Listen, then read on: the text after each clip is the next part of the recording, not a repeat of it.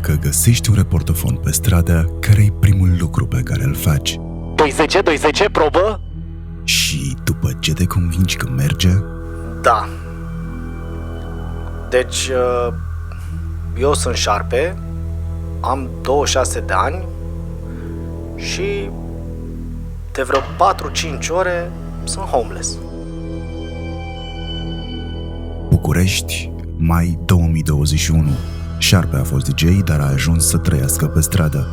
De ce?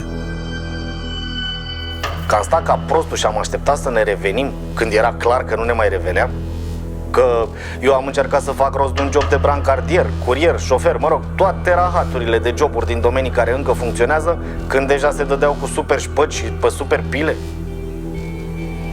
Na, toți patronii cu business-uri de funcționează deja și-au angajat, în primul rând, rudele, prietenii, după aia rudele și prietenii ălora de i-ar putea controla și pentru restul lumii.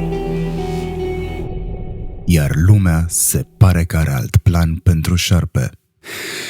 Dacă ai găsit reportofonul ăsta și auzi asta, înseamnă că ai belit-o deja. Aruncă-l acum și fugi cât mai departe de locul în care l-ai găsit. Jur, nu e nicio glumă proastă. Fugi! Murdar, primul podcast de ficțiune din România.